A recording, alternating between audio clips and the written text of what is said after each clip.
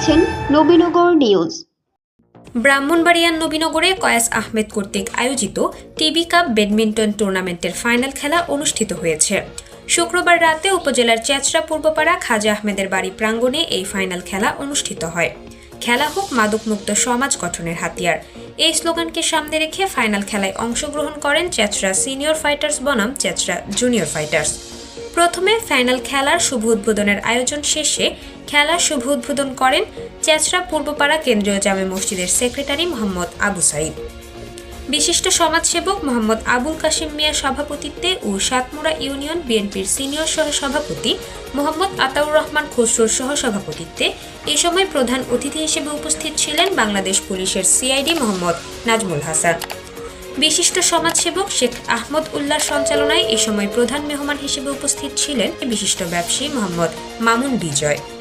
বিশিষ্ট ব্যবসায়ী মোহাম্মদ জাবেদ আহমেদের প্রধান পৃষ্ঠপোষকতায় ফাইনাল খেলায় বিশেষ অতিথি হিসেবে উপস্থিত ছিলেন অ্যাডভোকেট মোহাম্মদ শামীম, বাংলাদেশ পুলিশের ডিবি মোহাম্মদ সেলিম জাবেদ, অনন্যা এয়ার ট্রাভেলসের স্বত্বাধিকারী মোহাম্মদ মাসুক রেজা, সমাজসেবক খোকন মিয়া, ইতালি প্রবাসী মোহাম্মদ শামীম, দুবাই প্রবাসী শেখ সুমন রানার পরিচালনা ও সাবেক ছাত্রনেতা মোহাম্মদ মাইনুদ্দিন আহমেদ নিলয়ের সহযোগিতায় ফাইনাল খেলার সার্বিক তত্ত্বাবধানে ছিলেন দুবাই প্রবাসী মোহাম্মদ রুবেল আহমেদ, সিঙ্গাপুর প্রবাসী মোহাম্মদ সাদ্দাম হোসাইন, স্পেন প্রবাসী আদনান আহমেদ শাকিব মুন্সি।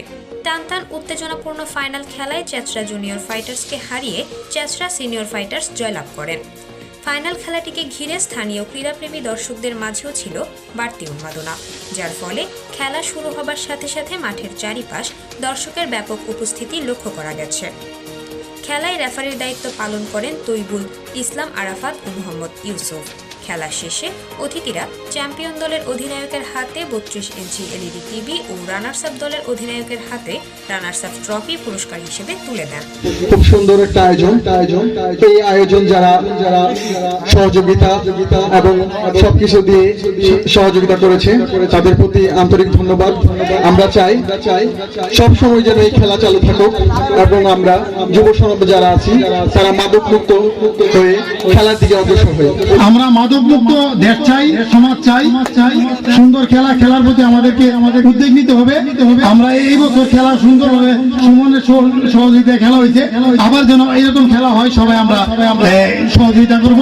আজকে অনেক ছেলেরা গান বাজনা এবং বিভিন্ন নেশা ক্ষতিগ্রস্তের মধ্যে থাকতো। আজকে এই টুর্নামেন্ট ছাড়া আজকে সকলে খেলার দিকে ঝুঁকে পড়েছেন। খেলার জন্য অনেক দর্শক এখানে এসেছেন আনন্দ ভোগ করার জন্য। আমরা মাদককে না করে আমরা খেলাধুলার দিকে সবাই এগিয়ে যাব, আমাদের এই প্রত্যাশা সকলের থাকবে। নবীনগরের চেচরা থেকে ঘুরে এসে নিজস্ব প্রতিনিধি কাউসার আলমের পাঠানো তথ্যচিত্রে নবীনগর নিউজ।